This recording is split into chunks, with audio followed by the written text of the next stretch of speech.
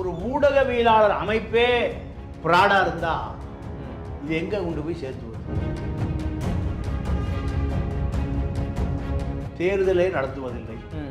புதுசா எவனாவது கேள்வி கேட்டால் அவனை உறுப்பினர் ஆக்குறது இல்லை. இந்த ஒரு 10 பேர் மட்டுமே இந்த ப்ரெஸ் கிளப்பை வச்சுக்கிறது. கவர் கொடுத்தா தான் செய்தி வரும். நீங்கள் ஒரு 500 ரூபா கொடுத்தா ஆகணும் சார். 25 கவர் 500 ரூபா போட்டு வாங்கி மொத்தமாக வச்சுக்குவார். வச்சுட்டு ஒரு 10 கவரை கொடுப்பார். யாருக்கு? முன்னணி நிறுவனங்களுக்கு. ஒரு 10 கவர் சுட்டுருவார் இவர். மீதி எடுபடி இருப்பாங்க. அங்கே காலையிலேயே சாராயம் குடிக்க ஆரம்பிச்சிருவாங்க. காலையிலேயே பின்னாடி போய் பார்த்தீங்கன்னா ஒரு பெரிய டாஸ்மார்க் குடோனே இருக்கு. 20 ஆண்டு காலமாக நடக்குது. 10 பேர் பொறுக்கி திம்பதற்காக உருவாக்கப்பட்ட இடமா பிரஸ் கிளப்பு.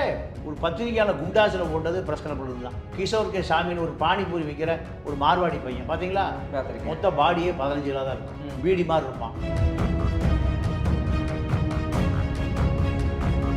3வது குண்டாஸ் யாரு? சவுக்கு சங்கர். அவரு போக்கடம் எங்க? அங்கதான். தரகர், புரோக்கர், அவன் பேர் பத்திரிகையாளர்லாம். டைம்ஸ் நவ் ஆங்கில பத்திரிகை, ஆங்கில சேனலுடைய எடிட்டர் சபீர்.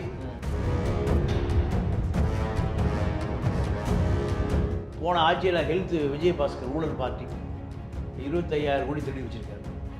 அவர் எதில்? ஹெல்த் டிபார்ட்மெண்ட்டில்.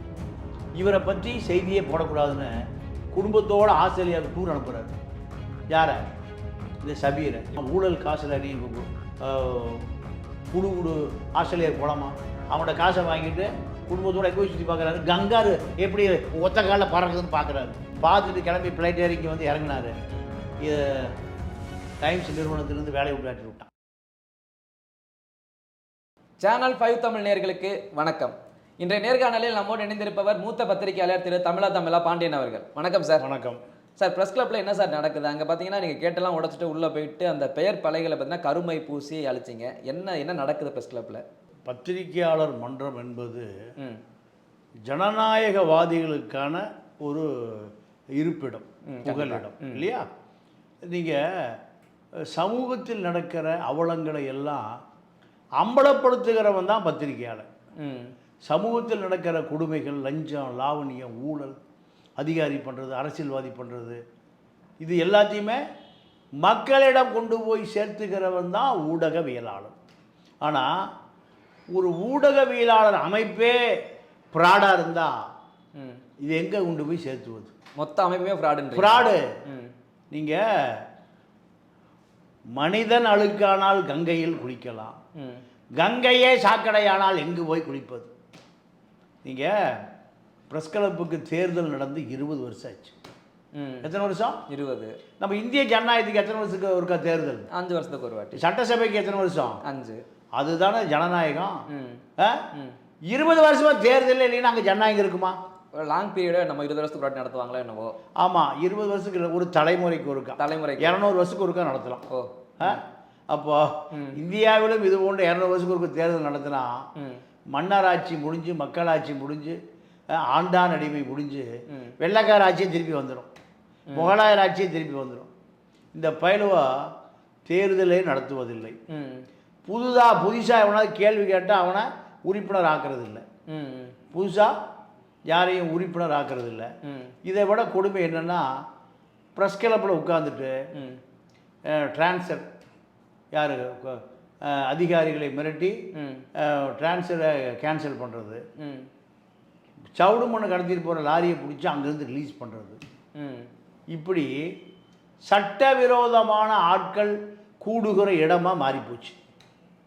நாங்கள் ஜனநாயகத்தை நிலைநாட்டுவதற்காக பல பேர் போராடி தினகரன் இருந்து வேலை பார்த்த மோகன் செத்தே போயிட்டான். இப்படி பல பேர் போராட்டி ஏறக்குறை 25 ஆண்டு கால போராட்டம். 2000 24 வருஷம் ஆகி போச்சு. ஆமாம், ஒரு வருடம் தான் இருக்குது. ஆமாம். இதுக்கு இந்த 2000 ஆண்டு இருக்கக்கூடிய சிவகுமார், அவன் ஒரு பத்திரிகையாளர், ஹிந்து ரிப்போர்ட்டர். ஹிந்து பத்திரிகையில் ரிப்போர்ட்டராக இருக்கான், கமிஷன் ஆஃபீஸர் ரிப்போர்ட்டர். இந்த சிவகுமார் என்ன பண்ணுறாருன்னா, அப்போ போலீஸு சென்னை நகர ஆணையாளராக இருந்த வீரப்பனை பிடிச்சார்ல விஜயகுமார், ஆமாம், அவர் அங்கே கமிஷனர். அவரை பற்றி தப்பும் தவறுமா செய்தி ஹிந்துவில் வருது. ம். என்னப்பா என்னை பற்றி தப்பாக வருது அப்படின்னு அவர் விசாரிக்கிறார். இல்லையா, ஹிந்து ரிப்போர்ட்டர் சிவகுமாருக்கு வேண்டிய ஒருவர் காவல்துறை ஆணையராக வருவதற்கு சிவகுமார் அவருக்கு ஆதரவாக உங்களை இந்த சீட்டிலிருந்து எடுத்துட்டு அவரை உட்கார வைப்பதற்காக முயற்சி செய்கிறார். ஒரு ரிப்போர்ட்டருடைய வேலை கமிஷனரை மாற்றுறது, கமிஷனருக்கு எதிராக கருத்துருவாக்கம் செய்வது. எவ்வளோ பெரிய கொடுமையான விஷயம். ஒரு கெட்டவன்ற மாதிரி விபத்தை உருவாக்குறது. அப்போ அவர் இது யார் செய்கிறார்னு பார்த்தா ப்ரெஸ் கிளப் தலைவர் செயலாளர் சிவகுமார் ஹிந்து ரிப்போர்ட்டர் செய்கிறார். உடனே அவர் எத்தனை பேருக்கு லஞ்சத்தை வாங்கிட்டு அண்ணா நகர்லேருந்து கோடம்பாக்கம், கோடம்பாக்கத்துலேருந்து அண்ணா நகர், எங்கே காசு அதிகமாக வரும், பாண்டி பஜார் ஸ்டேஷன், அங்கே பாண்டி பஜார் ஸ்டேஷன், திருவள்ளிக்கேணி பூரா லாட்ஜு நிறையா இருக்குது, அந்த ஸ்டேஷனுக்கு இப்படி நிறையா ரிப்போர்ட்டுடைய வேலையை பாருங்கள். நிறையா அது போல் ட்ரான்ஸ்ஃபர் இவர் வாங்கி கொடுத்துருவார். நீங்கள் இப்போ மேலதிகாரிட்டு போய் சார் எனக்கு வேண்டியவர் சார், எனக்கு சொந்தக்காரர் சார், எனக்கு ரொம்ப நெருங்கிய நண்பர் சார், ரொம்ப கஷ்டப்படுறாரு, குடும்பம் அங்கே இருக்குது, இவர் இங்கே இருக்கார், மாதவத்தில் இருக்கார், குடும்பம் கோடம்பாக்கத்தில் இருக்குது, ட்ரான்ஸ்ஃபர் போட்டு கொடுங்க சார். சரி சிவகுமார் சொல்கிறார், இன்று ரிப்போர்ட் சொல்கிறாரு, ரைட். இப்படி அவர்கிட்ட ஒரு கட்டிங்கை வாங்கிக்கிறது. இப்படி நிறைய வாங்கிய லிஸ்ட்டை பூரா அவர் எடுத்துட்டார். யார்? ஆணையாளர். எடுத்துட்டு நேராக அந்த நிறுவனத்தில் போய் சொல்கிறாரு, ஏங்க உங்கள் ஆள் இப்படியெல்லாம் பண்ணிகிட்டு இருந்திருக்கான், இதை நான் நடவடிக்கை எடுக்க போகிறேன். லஞ்சம் வாங்கிறது, ஊழல் பண்ணுறது இதெல்லாம் வந்து சட்டவிரோதம், நடவடிக்கை எடுக்க போகிறோன்னு நிர்வாகம் சொல்லிடுச்சு. அவர் இது வந்து அவருடைய சொந்த செயல், எங்களுக்கு நிறுவனம் சம்மந்தம் இல்லை, நீங்கள் முடிஞ்சால் நடவடிக்கை எடுத்துங்க. அவரை கைது செய்து சிறையில் அடைப்பதற்கு விஜயகுமார் ரெடி ஆகிட்டார். எப்படி போலீஸ் டிபார்ட்மெண்ட்டுக்குள்ளே வந்து இத்தனை பேர் ட்ரான்ஸ்ஃபர் வாங்கி கொடுத்து இத்தனை லட்ச ரூபா பணம் வாங்கியிருக்கேன், எல்லாம் ஆதாரபூர்வமாக நேராக பணம் கொடுத்தால்ட்ட பூரா ஸ்டேட்மெண்ட் வாங்கிட்டார். வாங்கியா எவ்வளோப்பா கொடுத்தேன்? 3 லட்சம் கொடுத்தேன். எங்கே? டி நகருக்கு. எங்கே? மாம்பழத்துக்கு கொடுத்தேன். எங்கே கொடுத்தா? திருவள்ளிக்கேணி. நிறைய லாட்ஜ் எல்லாம் இருக்குது, 1200 லாட்ஜ் இருக்குது, அங்கே நிறைய கமிஷன் கிடைக்கும். பாண்டி பஜார் பூரா நாக்கடையாக இருக்குது, நிறைய பஜாராக இருக்குது. மாம்பழம் ஸ்டேஷனில் நிறைய அங்கே ரங்கநாத் ஸ்ட்ரீட் இருக்குது. ஆமாம். இப்படி அங்கே வந்தால் நல்லா கமிஷன் காசு எல்லாம் வாங்கிட்டார். லஞ்சம் கொடுத்தா? ஆமாம் லஞ்சம் கொடுத்து பிடிச்சி உள்ளே போடலான்னு ஆளுகளை தேடுற போது அவருடைய மனைவி எங்கே வேலை பார்த்ததுன்னா ஆஸ்திரேலியாவில் ஒரு ஐடி கம்பெனி வேலை பார்த்தது. நைட்டை டிக்கெட்டை வாங்கிட்டு ஆசியா கண்டத்திலிருந்து ஆஸ்திரேலியா கண்டத்துக்கு போயிட்டார். அங்கே பறந்துட்டார். இப்போ நம்ம ஏட்டையாக போய் எங்கேயாவது அமைச்சக்கார அண்ணா நகரில் தேடுவார், ஆஸ்திரேலியா கண்டத்தில் போய் தேடுவாரா? எந்த எங்கே போய் நாடு விட்டு நாடு இல்லை, கண்டம் விட்டு கண்டம். எவ்வளோ பெரிய கண்டமான ஆளுங்கன்னு பாருங்கள். தப்பி ஓடி போயிட்டார். அப்படி ஓடி போகும்போது அவருக்கு உதவியாளராக ஒருத்தர் டீ வாங்கி கொடுத்துட்டு, வடை போண்டா பஜ்ஜி வாங்கி கொடுத்துட்டு ஆஃபீஸ் பாயாக இருந்தார். அவருக்கு பெருமாள், அவர் பேர். அது என்ன பேர்? பெருமாள். அந்த பெருமாள் இரவோடு இரவாக இணை செயலாளராக மாறிட்டார். அவர் நீ என்ன பண்ணணும்? கமிட்டி கூடணும், செயற்குழு, பொதுக்குழு, நிர்வாகக்குழு எல்லாம் சேர்ந்து தான் ஒருவரை தேர்ந்தெடுக்கணும் இல்லையா? இவரை தன்னைத்தானே இணை செயலாளர் பேரை போட்டுக்கிட்டு ஆஃபீஸ் பாயே இணை செயலாளராக மாறி தன்னுடைய பேரை பாரதி தமிழன். என்ன பெருமாளுக்கு என்ன பேர்? பாரதியே முதல் தமிழன் கிடையாது, அந்த பார்ப்பான். அப்புறம் இப்படி பாரதி தமிழன் ஆவான், பாதி தமிழன். இவனுக்கு ஏபிவிபியில் பின்னணி, ஆர்எஸ்எஸ் பின்னணி. இந்த பெருமாள் இணை செயலாளர் ஆகி அன்னையிலேருந்து வசூல் ராஜா எம்பிபிஎஸ். அவருக்கும் வசூல் கொட்டுது. எப்படி வசூல் கொட்டுதுன்னா ஒரு நாளைக்கு 3 முதல் 4 ப்ரெஸ் மீட் நடக்கும். எங்கே? அந்த ப்ரெஸ் கிளப்பில். பத்திரிகையாளர் சந்திப்பை பார்க்குறீங்களா டிவியில்? அதெல்லாம் அங்கே தான் நடக்கும். ஒரு ப்ரெஸ் மீட் நடத்துறதுக்கு அந்த ப்ரெஸ் கிளப்புக்கு வாடகை 5000 ரூபா.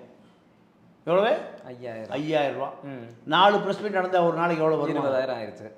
ஞாயிற்றுக்கிழமை விட்டுருங்க, மீதி 26 நாள். 26 நாள் இன்ட்டு 20,000 எவ்வளோ ஆச்சு? 20,000 இது ஒரு 2 ஒரு லட்சம் 4 லட்சம் 4 லட்சம். லட்சத்திட்ட வருது.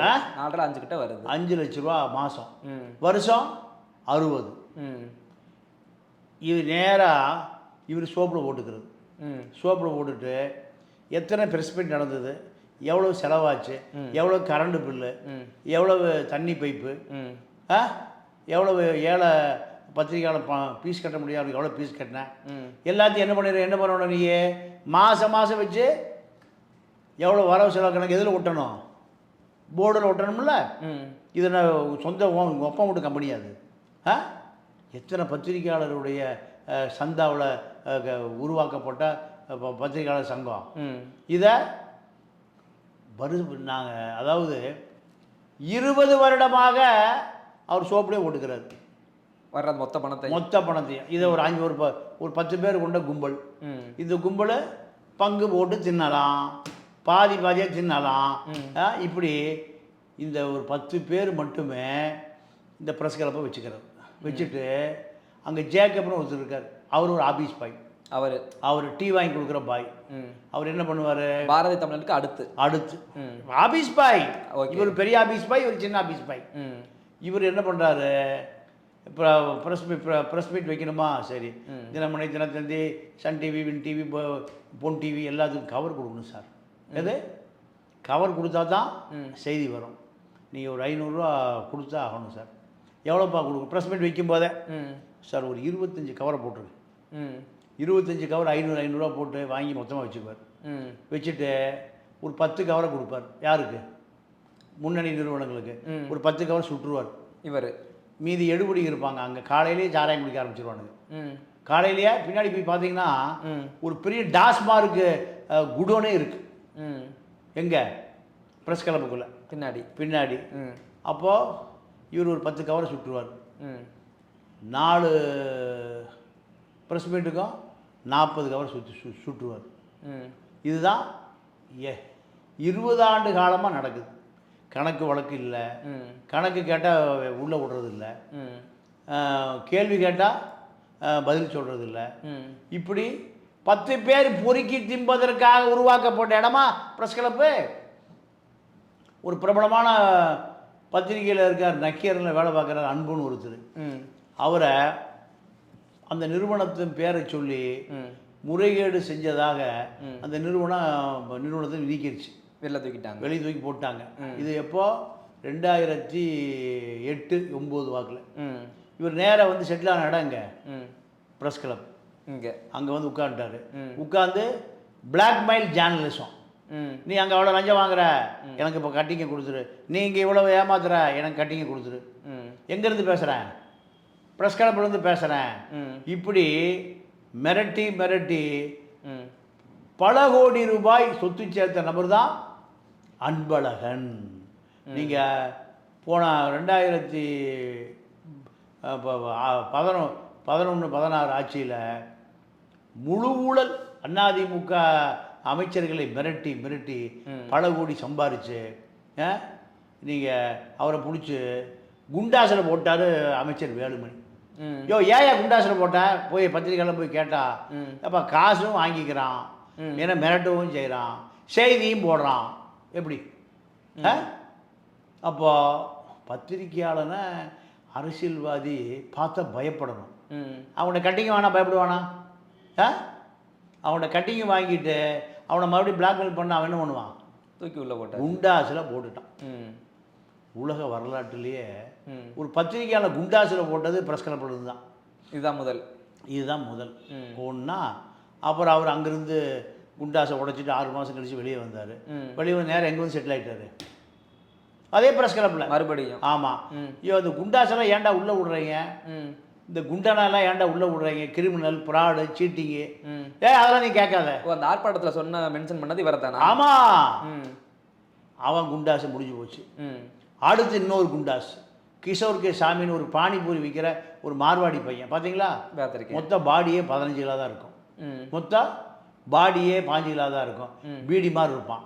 அவர் ஒரு பத்திரிக்கையாளர் அங்கே உட்காந்து சீட்டிங், ஏமாற்றுவது, இப்படி எல்லா சட்டவிரோத தொழில் பூரா அங்கே தான் தலைமையகம். இங்கே சன் தொலைக்காட்சியில் மகாலட்சுமின்னு ஒரு அம்மா, சன் தொலைக்காட்சி செய்தி வாசிக்கும். ம். குடும்ப சண்டையில் இந்த ப்ரெஸ் கிளப்பு பஞ்சாயத்துக்கு போகிறானுங்க இங்கே. ஆமாம். ம். பஞ்சாயத்துக்கு போய் இப்போ 2வது குண்டாசு யார், 3வது குண்டாசு யார்? சவுக்கு சங்கர். அவர் போக்கடமை எங்கே? அங்கே தான். உலகத்தில் எங்கெங்கே குண்டாசு இருக்கானோ, எங்கெங்கே தேச துரோகி இருக்கானோ, எங்கெங்கே தேடப்படுகிற குற்றவாளி இருக்கானோ எல்லாம் செட்டில் ஆகிற இடம் எது? ப்ரெஸ் கிளப்பா? ப்ரெஸ் கிளப்பில் இது வரைக்கும் எத்தனை பேர் குண்டாசு போட்டிருக்காங்க? 3 ஆச்சு.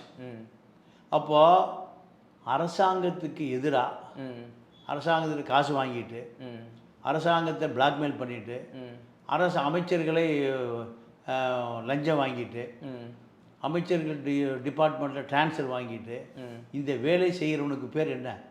தரகர், புரோக்கர். அவன் பேர் பத்திரிகைலாம் மிடுக்காக இருக்கணும். நம்ம ஐயா சகாயம் சொல்வதைப் போல லஞ்சம் தவிர் நெஞ்சை நிமிர் சொல்கிறாரா? சுடுகாட்டில் படுத்து கிடந்தார். எங்கே? பிஆர்பி கிரனட் ஃபேக்ட்ரியில் 200 கோடி ரூபா தரணும். வாங்கினாரா? எங்கே படுத்து கிடந்தார்? சுடுகாட்டில் கட்டில் போட்டு படுத்துட்டார் நைட்டில், பெட்ரா மாதம் லைட்டை வச்சுட்டு. இப்படி இருக்கிறையா பத்திரிக்காரன்? மகாலட்சுமி குடும்ப சண்டையில் போய் தகராறு பண்ணுறானுங்க. இல்லை, குடும்ப சண்டைகள் தீர்க்கப்படுதா ப்ரெஸ் கிளப்பில்? அப்படிலாம் நீங்கள் யாருங்க குடும்ப சண்டைகளை போய் தலையிடுறதுக்கு? பனிமலருக்கும் சவுக்குக்கு என்ன தொடர்பு? பனிமலருக்கும் சவுக்கு பனிமலருக்கு ஆதரவாக நீ ஏன் போகிற சவுக்கு? உனக்கு பனிமலருக்கு என்ன தொடர்பு? அதுக்குள்ளே நான் போக விரும்பலை. மகாலட்சுமியை பற்றி 7 பேரோடு தொடர்பு. ஒரு பத்திரிகையாளரை பற்றி போடலாமா? ஒரு பெண் பத்திரிகையாளர் போடலாமா? அப்படி அது யூடியூப் பார்த்தீங்களா? அதை பார்த்தீங்களா? பார்க்கலையா? பார்த்தேன். ஏண்டா நாயே, இந்த துறைக்கு பெண்கள் வருவது அபூர்வம். அண்ணன், தம்பி, அம்மா, அக்கா எல்லாம் நீங்கள் வேண்டாங்குவாங்க. அதே மாரி பெண்கள் வர்றாங்களா? அதை என்ன கேட்குற? நாய் 7 பேரோடு ஒன்று தொடர்பு நிரூபிங்கிற கேட்கலாமா? இப்படி உன் அக்கா தங்கச்சி கேட்பையா? இப்படி இந்த பானிபூரி 15 கிலோ பாடி கேட்குறான். இதுக்கு அன்பழகன் குண்டன் செத்து போயிட்டான், அவன் ஆதரவு. இப்படி பல பேர் சண்டை. இப்படி பல குற்றவாளிகளை உருவாக்குற இடமாக ப்ரெஸ் கிளப் மாறி போச்சு. அடுத்து என்னென்னு கேட்டிங்கன்னா, அன்பழகன் ஐஏஎஸ் அதிகாரிகள் பூரா ஊழல் பண்ணான்னு ஊரா தட்டி வைக்கிறான். தட்டி வச்சு கட்டிங்கை கொடுத்துட்டா தட்டி எடுத்துடுறது. கட்டிங் வந்தால் தட்டி காணாமல் போயிடும். தட்டி பூரா சேர்த்து வைக்கிற இடம் இங்கே ப்ரெஸ் கிளப். ஏங்க, ஒரு புனிதமான இடமா இல்லையா அந்த பத்திரிகையாளர் மன்றம்? இந்த தினமணி ஹபீப் இருந்தார், ஐயா நாத்திகம் ராமசாமி இருந்தார், நாத்திகம் பாலு இருந்தார். எல்லாம் நான் பார்த்துருக்கேன். எல்லாம் தள்ளாத வயதிலும் நேர்மையாக வாழ்ந்த பத்திரிகையாளர்கள். நீங்கள் தினமணி ஹபீப்பு அண்ணாதுரைக்கு தெரிஞ்சவர், கருணாநிதிக்கு தெரிஞ்சவர், ஜெயலலிதா அத்தனை பேருக்கு தெரிஞ்சவர். ஏறக்குறைய 30 ஆண்டு காலம் 35 ஆண்டு காலம் பணியாற்றியவர். நிர்வாகத்துக்கு தொழிலாளிக்கு சண்டை வருது. தொழிலாளிகளுக்கு நிரந்தரப்படுத்த முடியாதுங்கிறாங்க. அங்கே வேலை பார்த்து 250 பேரை தினமணியில். ஒரு எடிட்டர் யாருக்கு சப்போர்ட்டாக இருக்கணும்? தொழிலாளிக்கு எதிராக நிர்வாகத்துக்கு சப்போர்ட்டாக இருந்தால் இன்றைக்கி இருக்கிற பூரா. அவர் என்ன பண்ணார்? தொழிலாளி பக்கம் வந்துட்டார் அவர். அப்போ நிர்வாகம் ஒரு எடிட்டரை தொழிலாளி பக்கம் போயிட்டியா? அவர் வேலை பார்த்த சர்வீஸ் புக்கு கிழிச்சு வீசி வேலையை விட்டு வேட்டி விட்டான். கடைசி அவர் வறுமையில் தான் இறந்தார். யார்? தினமணி ஹபீப். இப்படி பல பேர் நம்ம வாழ்நாளை பார்த்துருக்கோம். அப்படிப்பட்ட நேர்மையான எந்த காம்ப்ரமைஸ் ஆகாத ஆட்கள். இவனுக்கு என்ன பண்ணுறது? அங்கே பாருங்க 10 கார் நிற்கிது. எவ்வளோ? 10. எல்லாம் பிளாக்மெயில் பண்ணி காரை வாங்கிக்கிறது. வீட்டுக்கு முன்னாடி கார் நிறுத்தி இடம் இல்லை. எங்கே நிறுத்தி வைக்கிறது? ப்ரெஸ் கிளப் அடிவாரத்தில் நிறுத்தி வச்சுக்கிறது. வீட்டுக்கு பார்த்து கார் நிறுத்திருக்க இடம் இல்லைங்க. ஆனால் எங்கேயோ ஊழல் பண்ணி லஞ்சம் பண்ணி பிளாக்மெயில் பண்ணி மிரட்டி என்ன வாங்கிறது? கார் வாங்கி அங்கே நிறுத்திடுறது. 10-11 மணிக்கு போனால் பாட்டில் திரிக்கிறது, போதையிலே இருக்கிறது ப்ரெஸ் கிளப்புக்குள்ளே. ஆமாம். இப்படி சட்ட விரோதிகள், சமூக விரோதிகள், தேடப்படுகிற குற்றவாளிகள், டிரான்ஸ்ஃபர் வாங்குறவன், வேலை வாங்கி தூக்கிட்டு ஏமாத்துறவன் எல்லாம் கூடுகிற இடமாக அங்கே ப்ரெஸ் கிளப் மாறி போச்சு. கேள்வி கேட்டீங்கன்னா உள்ள விட மாட்டானுங்க. நீங்கள் போய் என்னங்க இது அநியாயம் நடக்குதுங்க, யோ அநியாயம் சேர்ந்தா எங்கே வந்திருக்கோம், நீ உள்ளே வராத போ, உனக்கு அடுத்த வருஷம் உங்கள் கடை ரினியூல் பண்ணி தர மாட்டானுவா. அப்போது இந்த ப்ரெஸ் கிளப்பு ஏறக்குறைய 350-400 பேர் நியாயமான ஆட்களை ரினியூல் பண்ணாமல் எல்லாத்தையும் கேன்சல் பண்ணிட்டான். ஏன்? இவன் பூரா எலெக்ஷன் வந்து அவன் ஓட்டு போட மாட்டான்ல இந்த ஏமாற்றுக்காரனுக்கு, அவங்கள கேன்சல் பண்ணி. இப்போ அண்ணாமலை சொன்னார்ல 1 லட்சம் ஓட்டை காணையா என் தொகுதியில் சொன்னாரா? ஏன் 1 லட்சம் ஓட்டை காணோம்னா அவருக்கு ஆதரவான 1 லட்சம் பேரை காணோம்னாரு. இப்போ அதே கதை தான். ப்ரெஸ் கிளப்பில் கேள்வி கேட்குறவனை, நியாயம் கேட்குறவனை அத்தனை பேரையும் விரட்டி விட்டுருது. இப்போ இன்னொரு ஒரு ஒரு பெரிய அக்யூஸ்ட் அங்கே வேலைக்கு சேர்ந்துருக்கார். இப்போ புதுசாக வேலைக்கு சேர்ந்துருக்காருன்னா ப்ரெஸ் கிளப்பில் சரண்டர் ஆகிட்டார். அவர் பேர் சபீர். டைம்ஸ் நவ் ஆங்கில பத்திரிகை, ஆங்கில சேனலுடைய எடிட்டர் சபீர். போன ஆட்சியில் ஹெல்த் விஜயபாஸ்கர் ஊழல் பார்ட்டி 25,000 கோடி திருடி வச்சுருக்கார். அவர் எதில்? ஹெல்த் டிபார்ட்மெண்ட்டில். இவரை பற்றி செய்தியே போடக்கூடாதுன்னு குடும்பத்தோடு ஆஸ்திரேலியாவுக்கு டூர் அனுப்புகிறார். யாரை? இந்த சபீரை. இவரை நீங்கள் அவன் ஊழல் காசில் நீ குடு ஆஸ்திரேலியாவுக்கு போகலாமா? உனக்கு அறிவு வேண்டாம். அவனே ஊழல் பேர் வழி ஹெல்த் விஜயபாஸ்கரை. அவனோட காசை வாங்கிட்டு குடும்பத்தோடு எங்கே போய் சுற்றி பார்க்குறாரு. கங்காரு எப்படி ஒத்த காலில் பறக்குதுன்னு பார்க்குறாரு. கங்காரு தாவி தாவி எப்படியா போகுதுன்னு எங்கே போய் பார்க்குறாரு? ஆஸ்திரேலியா போய் பார்க்குறாரு. பார்த்துட்டு கிளம்பி ஃப்ளைட் ஏறி இங்கே வந்து இறங்கினார். டைம்ஸ் நிறுவனத்திலிருந்து வேலையை விட்டு ஆட்டி விட்டான். ஏண்டா லஞ்ச பணத்தை, ப்ராடு பணத்தை நீ கண்டுபிடிச்சி எக்ஸ்போஸ் பண்ணுவீன்னு உனக்கு வேலை கொடுத்தா ஆஸ்திரேலியா போயிட்டு வர எவ்வளோ செலவாகும்? ஒரு 25 லட்ச ரூபா செலவாகுமா குடும்பத்தோடு போயிட்டு வர்றதுக்கு? கங்காரு எப்படி ஒத்த காலில் குதிக்குது படத்தில் தாயா பார்க்குறேன், நேராக போய் பார்க்க போனார். இப்போ கடைசியாக அவன் விரட்டி விட்டான். விரட்டி விட்டோன்னையும் வேலை போச்சு. வேலை போன பிறகு இந்த கவர் வாங்குற கும்பலில் அவரும் சேர்ந்துட்டார். இங்கே வந்தாச்சா? ஆமாம். இப்படி பல பேர் சட்டவிரோதமாக ப்ரெஸ் கிளப்பில் வர்ற பணத்தை பங்கு போட்டு திங்கலாம். இப்படி சேர்த்து கொள்ளுகிற இடமா அது மாறி போச்சு. நியாயம் உள்ளவன், நேர்மை உள்ளவன், யோ தேர்தல் நடத்தியா உடனே கோர்ட்டுக்கு போயாச்சு. கோர்ட்டில் போய் கேஸ் போட்டாச்சு. பல பேர் இப்போ கேஸ் போட்டிருக்காங்க. கேஸ் போட்டால் உயர் நீதிமன்ற நீதிபதி ஓய்வு பெற்ற சந்துருவை ஹைகோர்ட்டு போடுது. அவர் வந்து ஜேக்கப் உட்கார்றாரு. ஏப்பா இந்த பட்டியலை பூரா கொடு, நிர்வாகி பட்டியலை கொடு, உறுப்பினர் பட்டியலை கொடு, புதுசாக உறுப்பினர் சேர்த்துவோம், பழைய உறுப்பினர் சேர்த்துவோம். இதெல்லாம் யார் யார் பத்திரிக்கையாளன், யார் யார் பத்திரிக்கையாளன் அல்லாதவன், இப்படி எல்லாத்தையும் சேர்த்து புதுசாக தேர்தல் நடத்தி புது நிர்வாகி தேர்ந்தெடுப்போம். அதுதானே ஜனநாயகம். ஆமாம். அப்படின்னா ஜேக்கப் ஐயா இருங்க போய் ஜெராக்ஸ் எடுத்துகிட்டு வர்றேன்னு ஒரு 12:30 மணிக்கு போனவன் 3:30 மணி வரைக்கும் வரல. எங்கே ஜெராக்ஸ் எடுக்கிறதுக்கு? ஜெராக்ஸ் மிஷின் கண்டுபிடிச்சான்ல, அங்கேயே போய் எடுத்துகிட்டு வந்திருக்கலாம். அவர் கொடுக்கக்கூடாது, அவருக்கு ஒத்துழைக்கக்கூடாது என்பதுதான் ஜேக்கப்புக்கும் பாதி தமிழனுக்கும் திட்டம். அவர் பாவம் வயசான ஆள், ஓய்வு பெற்ற நீதிபதி. அவருக்கு சுகரு, பிபி எல்லாம் ஏறி சாப்பாடு மாத்திரை சாப்பிடணும்ல. அவர் 1.5, 2.5, 3 எல்லாம் ஏறி கண்ணுக்கெல்லாம் கட்டி வடிவேல் சொல்கிற மாதிரி, ஏப்பா அவங்க சாவகாசமாக வேண்டாம், நான் கிளம்பி வீட்டில் போய் சாப்பிட்டுட்டு மாத்திரை சார் படுக்க போயிட்டேன். அதோடு பார்த்தாரு, இவனுங்க நம்மளை ஓட விட்டானுங்க. ஒரு ஜெராக்ஸ் எடுக்கிறக்கா 3.5 மணி நேரம். உயர் நீதிமன்ற நீதிபதி சந்துருவுக்கே இந்த நிலைமை ஓட விட்டானுவோம். அப்போ அவர் பார்த்தாரு நீதிமன்றத்தில் போய், ஐயா எனக்கு இந்த பணியே வேண்டாம், நான் சுகர் பிபிலாம் கொஞ்சம் கட்டுப்படுத்தி வச்சுருக்கேன், அங்கே ரெகுலராக போனேன்னா இதெல்லாம் ஏறி நான் நேராக படுத்து கொண்டிருக்கிற ஆஸ்பத்திரியில் என்னை மன்னிச்சிருக்கேன் நீதிமன்றம் சரணை விட்டு அவர் போயிட்டார். இப்படி இல்லை யாருமே கேட்கலையா போயிட்டு ஏன் தேர்தல் நடத்தலைன்னு இந்த 20 ஆண்டு காலத்தில் யாருமே போய் கேட்கலையா? 2000 பேர் கேட்டாச்சு. கேட்டவங்கள தான் வெளியே தூக்கி போட்டேன். வெளியே தூக்கி போட்டேன்.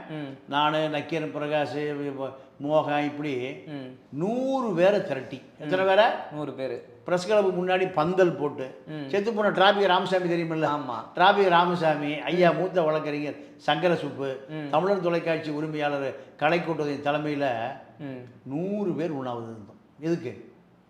தேர்தல் நடத்து, நியாயமாக தேர்தல் நடத்து. ஆனால் இது எப்போ நடந்தது? 10 வருஷம் ஆச்சு. அடுத்த மாதம் நடத்துகிறேன், அடுத்த வாரம் நடத்துகிறேன், இப்படி எவ்வளோ நாளா? திருநெல்வேலி அல்வாவை கொடுத்துட்டு ஏன்னா காசு கொட்டுது. அப்புறம் இதெல்லாம் முடிஞ்ச பிறகு ஹிந்து ராம தலையிடுறாரு, நக்கீரன் கோபாலனும் தலையிடுறாரு. இது தலையிட்டு ஒரு 1.5 வருஷம் ஆச்சு. ஏப்பா அநியாயம் தேர்தல் நடத்துங்கப்பா, அடுத்த வாரம் நடத்துகிற நிர்வாகி போடுறோம், அவருக்கும் திருநெல்வேலி அல்வா, இவருக்கும் இருட்டு கடை அல்வா, எல்லாருக்குமே இப்படி. ஏன்னா அந்த 1.5 வருஷத்தில் வசூல் எவ்வளவு? எனக்கு தான் 70 வருஷத்துல வந்துருது. அப்போ டெய்லி பணம் வருது. இந்த பணத்தை இதுக்கு நடுவில் பழைய ஓட்டு கட்டணமாக இருந்தது. எது? அந்த ப்ரெஸ் கிளப்பு. எல்லாரும் போய் எஸ்ஆர்எம் பச்சைமுத்து, ஐயா எங்களுக்கு ஒரு கட்டணம் கட்டி கொடுங்க ஐயா.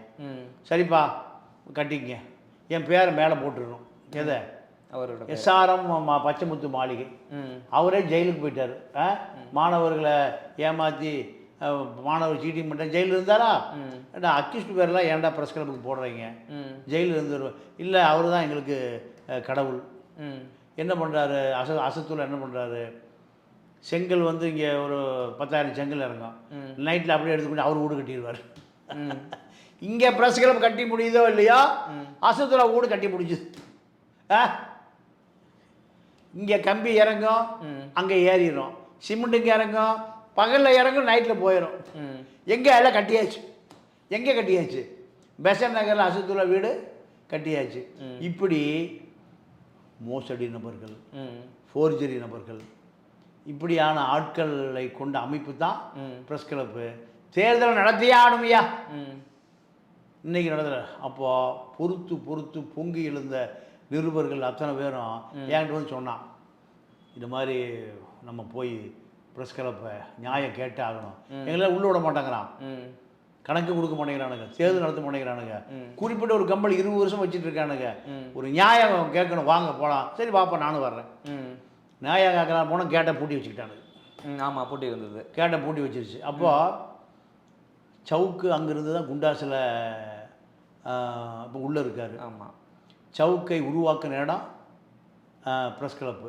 அப்போ அரசாங்கம் என்ன சொல்லுது? ஏப்பா தேர்தல் நடத்துங்கப்பா, தேர்தலை நடத்துங்க. இந்த கும்பல் தேர்தல் நடத்த மாட்டேங்குது, அதனால் நீங்கள் போய் நியாயம் கேளுங்க போங்க. காவல்துறை அனுமதி கேட்டால் போய் நியாயம் கேட்டுக்கு. கேட்டை பூட்டி வச்சுனானுங்க. கேட்டை உடைச்சிட்டு உள்ளே போய் இப்போ ப்ரெஸ் கிளப் இனிமேல் செயல்படக்கூடாது, எல்லாம் கருப்பு பெயிண்ட்டை காவியை இது தாரை அடித்து தேர்தல் நடந்த பிறகு தான் அந்த ப்ரெஸ் கிளப் இனிமேல் திறக்கணும். இதுதான் நடந்தது. அரசாங்கம் வந்துருச்சு, 2 பேரும் வெளியே கூட்டிடுவோம், ஒரு கமிட்டியை போடுவோம். நக்கீரன் கோபாலன்னா ஹிந்துராம் தலைமையில் அந்த கமிட்டி தான் இனிமேல் பத்திரிகையாளர் சங்கத்தை நிர்வகிக்கும். பாரதிய தமிழர் ரிசைன் பண்ண நேராக ஹிந்துராம் வீட்டுக்கு போயிருக்காரு. போய் ஐயா எல்லாம் வயது எதிரிகள் போட வந்துட்டானுங்க, நீ நீண்ட காலம் இதை ஏமாற்றி சீட்டிங் பண்ணிகிட்டு இருக்கு, அதனால் ஹிந்து பேப்பரில் வேலை செய்கிறியா, பத்திரிகையாளர் மன்றத்தில் உறுப்பினர் இருக்கியா, 2 குதிரையை ஒரே நேரத்தில் ஓட்டக்கூடாது, சவாரி பண்ணாத, ஒன்று அதை ரிசைன் பண்ண இதை ரிசைன் பண்ண. அவன் பார்த்தான், இந்த நிர்வாகம் நமக்கு இனிமேல் வராது, சப்போர்ட்டுக்கு வராது, அதனால் ப்ரெஸ் கிளப் செயலாளரை ரிசைன் பண்ணிட்டார், முடிஞ்சு போச்சு. இதுதான் ஹிந்து நிர்வாகம் என்ன பண்ணிடுச்சு? பாரதிய தமிழை தூக்கி போட்டுருச்சு. ஏன்? நீ 2 குதிரை ஓட்ட முடியாது. பத்திரிகையாளர் ப்ரெஸ் கிளப் செக்ரட்டரியாகவும் இருக்கிற, ஹிந்துலையும் இருக்க, நீ செய்கிற ஊழலுக்கு பூரா ஹிந்து பேப்பர் திட்டுறான் எல்லா பேரும். ஏன் ஹிந்து நிர்வாகம் இப்படி ஊழல்வாதிகளுக்கு ஏமாத்துக்காரனுக்கு துணை போகுதுன்னு. அதனால் இனிமேல் நீங்கள் இது மூஞ்சி முடிக்க விட கெட் அவுட். யார்? ஹிந்துராம் விரட்டி விட்டார். விரட்டி விட்ட பிறகு வந்து ரிசைன் லெட்டர் கொடுத்துட்டு போயிட்டார். என்னோட விலகிட்டார். ஆமாம், பதவி விலகிட்டார். என்னோட இத்தனை நாள் டீ வாங்கி கொடுத்த, சரக்கு வாங்கி கொடுத்த, சிகரெட் வாங்கி கொடுத்த, போண்டா வாங்கி கொடுத்த அத்தனை பேருக்கு நன்றி. நான் நீண்ட நாள் நான் செஞ்ச ஊழலுக்கெல்லாம் நீங்கள்லாம் உறுதுணையாக இருந்தீங்க, அதனால் நிர்வாகிகளுக்கு போகாமல், அங்கே வேலை பார்த்த ஊழியர்களுக்கு போகாமல், கனத்த இதயத்தோடு கட்டுக்கட்ட பணத்தோடு நான் உங்களிடமிருந்து பிரியா விடைபெறுகிறேன், நன்றி வணக்கம்னு கிளம்பி போயிட்டார். இல்லை பிரிவு உபசரிப்புலாம் எதுவும் நடந்ததா? ஒன்றும் நடக்கல. எப்படி நடக்கும்? திருடிட்டு போகிறவனுக்கு ஏதாவது ஒரு ஏங்க நியாயமாக இருந்து மக்களுக்கு உழைச்சி நீங்கள் நீதிபதிகளுக்கோ அரசு அதிகாரிகளுக்கோ நீங்கள் என்ன பண்ணணும், கலெக்டர் காரில் கொண்டு வீட்டில் இறக்கி விடுவாங்க, பார்த்துருக்கீங்களா? ஆமாம் ஆமாம். கலெக்டர் பியூனை ஓய்வு விட்டாருன்னா கலெக்டர் உட்காந்துக்குவார். ஏப்பா நம்ம சைரன் கையில் கொண்டு வீட்டில் இறக்கி விட்டு வா. ஏன்னா 40 ஆண்டு காலம் அந்த கலெக்டர் ஆஃபீஸில் அவன் பணியாற்றியிருக்கான். அதனால் கடைசி அன்னைக்கு ஓய்வு இருக்கிற அன்னைக்கு கலெக்டர் காரை கொடுத்தோ, டிஆர்ஓ காரை கொடுத்தோ, தாசில்தார் ஜீப்பை கொடுத்தோ அந்த பியூனை கொண்டு எங்கே இறக்கி விடுவாங்க? வீட்டில் கொண்டு இறக்கி. வீட்டில் அதான் மரியாதை. ஊழல் பண்ணிட்டு லஞ்சம் வாங்கிட்டு சஸ்பெண்ட் ஆகிட்டு போன ஒருத்தர் தாசில்தார் ஜீப் தருவாரா? ஆர்டிஓ ஜீப் கார் தருவாரா? இப்போ ஊழல் பண்ணிட்டு நீ வந்து கழுத்தை பிடித்த இன்னும் ஆயிரக்கணக்கான பேரை தள்ளி விடப்பட்டால் அதோட இப்போ போய் பிரஸ் கிளப்பை விட்டு வெளியேறுகிறேன்னு வெளியேறி போயிட்டார். இதுதான் நடந்தது. 20 ஆண்டு கால போராட்டத்திற்கு ஒரு முடிவு. திங்கக்கிழமை அன்னைக்கு தான், சனிக்கிழமை போராட்டம், ஞாயிற்றுக்கிழமை லீவு. திங்கக்கிழமை அன்னைக்கு அவர் பதவியை விட்டு முதல்ல சிவகுமார் தப்பி ஆஸ்திரேலியா ஓடிட்டார், இவர் தப்பி குளத்தூருக்கு போயிட்டார். இதுதான் நடந்தது. போனவங்க இந்த உண்ணாவிரதம் மாதிரிலாம் அந்த வழி ஆக்ஷனில் இறங்கியாச்சு நேரம். ஆமாம் ஆமாம் ஆமாம். சார் இந்த உறுப்பினர்கள் சேர்க்குறாங்களா, அதில் யாருக்கு என்னென்ன தகுதியின் அடிப்படையில் தானே உறுப்பினர் அடையாள அட்டைலாம் கொடுப்பாங்க? நீங்கள் பத்திரிகையாளர் நிறுவனத்தில் வேலை பார்க்கணும், நிறுவனத்தில் வேலை பார்க்கணும். அந்த நிறுவனம் உங்களுக்கு இவர் எங்கள் நிறுவனத்தில் வேலை பார்க்குறாருன்னு சான்றிதழ் கொடுத்தா பத்திரிக்கையாளர், அவ்வளோதான் உறுப்பினர் ஆகணும், வேறு ஒன்றும் இல்லை. இல்லை நீங்கள் அந்த ஆர்ப்பாட்டத்துக்கு போகும்போது கைகலப்பு கூட ஆச்சு இல்லை? அது என்ன காரணம்? யார் அந்த கைகலப்புக்கு வந்த நபர் யார்? அதை பாரதிய தமிழனுடைய ஏஜென்ட்டுகள். அவங்க என்ன பண்ணுறான், மைக்கு போட்டு பேசக்கூடாது. ஓ, எப்படி மைக் போட்டால் எல்லாரும் கதவை தெரிஞ்சு போகும்ல. அப்போ உள்ள ரூமை வந்து பூட்டி வச்சுருக்காங்க, அதை போய் உடைக்கலாவான்னு கூப்பிட்றான். யார்? பாரதிய தமிழனால் ஏவி விடப்பட்டால். நான் சொன்னேன் கேட்டை உடைக்கலாம், அது பொது கேட்டு, அலுவலக கதை உடைக்கூடாது, அதை உடைக்கூடாது. ஏன்னா அது பூட்டு எடுத்து உடைச்சா அந்த கதை உடஞ்சி போயிடும். இந்த அவ்வளோ பேர் திமுன்னு உள்ளே போய் சேரு டேபிள் கண்ணாடி எல்லாம் யார்? எப்பவுமே போராளிகள் கூட்டத்துக்குள்ளே யார் நுழைஞ்சிருவா? துரோகிகள் நுழைஞ்சிருவான். நுழைஞ்சிட்டு என்ன சொல்லுவான்? எல்லாம் அடித்து நொறுக்கி இதெல்லாம் காலி பண்ணுற ரவுடி போயிடலான்டுவான் இல்லையா? அப்போ நான் தான் பார்த்தேன், வேண்டாம் நிப்பாட்டிட்டீங்க. உள்ள பூட்டை உடைக்கணுங்கிறான். யாரு? அவளை பூட்டை உடைக்கணுங்கிறாங்க. அவங்களால உங்க கூட்டத்தில் வந்தாச்சு. வந்தாச்சு. ஒரு 10 பேர் ஊடுருவிட்டான். அந்த பச்சை பணியை மஞ்சள் பணியை ஜிங்கிச்சா எல்லாம் உடைக்கிறான். விடக்கூடாது. யாரை? பாரதிய விடக்கூடாதான். எப்படி? அப்போ நம்மளால கொஞ்சம் அமைதியாக போகிறான், அவன் பாரதிய தமிழ்னா விடக்கூடாது, கேள்வி கேட்கணும், அதை விட இதை உடைக்கிறான். அப்போ எல்லாத்தையும் உடைச்சி போட்டு 1க்கு 2 உடைச்சி போட்டு என்ன பண்ணுவான்? எல்லாம் ரவுடி பயல் அவனு பத்திரிக்கை எல்லாம் உடைச்சி விட்டாங்க. உங்கள் பக்கம் திரும்பிடும் அப்படியே. இல்லைங்க, ஒரு பொருளை நாசம் பண்ணுறது தான் நம்முடைய நோக்கமா? கண்ணாடி உடைக்கிறத நம்ம நோக்கமா? அந்த கதை உடைக்கிறதா நம்ம நோக்கமா? அது இல்லை நம்ம நோக்கம். நம்ம நோக்கம் நீங்கள் தீயவர்களை, தேர்தல் நடத்தாதவனை விரட்டி விடுவது, அதுதான் நோக்கமே தவிர ப்ரெஸ் கிளப்பை உடைப்பது நம்ம நோக்கம் இல்லை. அப்போது மைக்கு போட்டு பேசாத யார் சொல்கிறான்? அவர் பாரதிய தமிழ் நாட்கள். பாரதிய தமிழ் நாட்கள். நான் சொன்னேன் மைக்கு போட்டால் ஒரு 100 பேருக்கு போய் கேட்கும். மைக்கு போனால் தொண்டையில் கத்தி 10 பேருக்கு தான் கேட்கும். இல்லை மைக்கு போட்டு பேசக்கூடாது, ஒட்டச்சு நாசம் பண்ணிடணும். யார் சொல்கிறான்? பாரதிய தமிழுடைய ஊடுருவிப்பட்ட ஆட்கள். அப்போ அதெல்லாம் முடியாதுப்பா. இதுதான் அந்த கைகலப்புக்கான சண்டை. இல்லை அங்கே வந்து பணங்கள்லாம் வந்துருக்குல்ல, இவ்வளோ நாள் அந்த வாடகை அமௌண்ட்டை சொன்னீங்க 5000லாம். இப்போ அந்த பணத்தில் வந்து கணக்கு எதுவும் காமிச்சிட்டு போயிருக்காரா? இல்லை எதுவுமே கணக்கெலாம் இல்லையா? ஒன்றும் கணக்கில் எல்லாம் அதோடு தப்பிச்சு ஓடி போயிட்டார். அது இந்த கணக்கு வழக்குமே கிடையாது. இதில் முக்கியமாக நீங்கள் சொன்னீங்க பேசும்போது, இந்த பெண்கள்ன்றது இங்கே வர்றதே இல்லை, அவங்க அந்த பெண்கள்ன்றது இப்படி ஒரு ஏதோ ஒரு ஒயின் ஷாப் மாதிரி இங்கே இருக்கிறனால பெண்கள் ஒருத்தர் கூட இங்கே உள்ளே வந்து இருந்து பார்த்ததே இல்லை அப்படின்னு சொன்னீங்கல்ல. பெண்களுக்கு அங்கே எந்த ஒரு அனுமதி இருந்து எதுவுமே இல்லைங்க.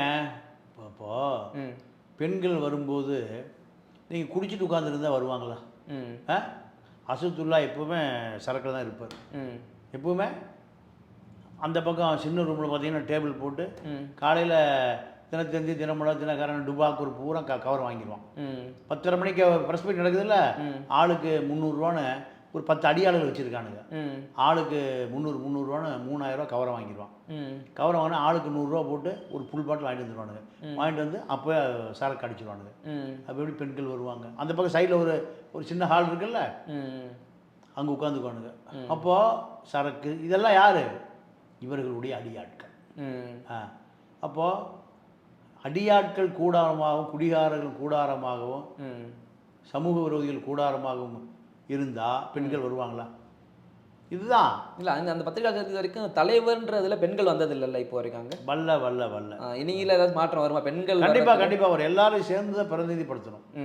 நீங்கள் பெண்கள் இந்த துறையில் வருவதே அபூர்வம். அவர்களை இந்த துறை கண்டிப்பாக தேர்ந்தெடுத்து அவர்களையும் கௌரவப்படுத்தணும். ஓகே சார், தொடர்ந்து பேசுவோம். நன்றி. நன்றி, வணக்கம்.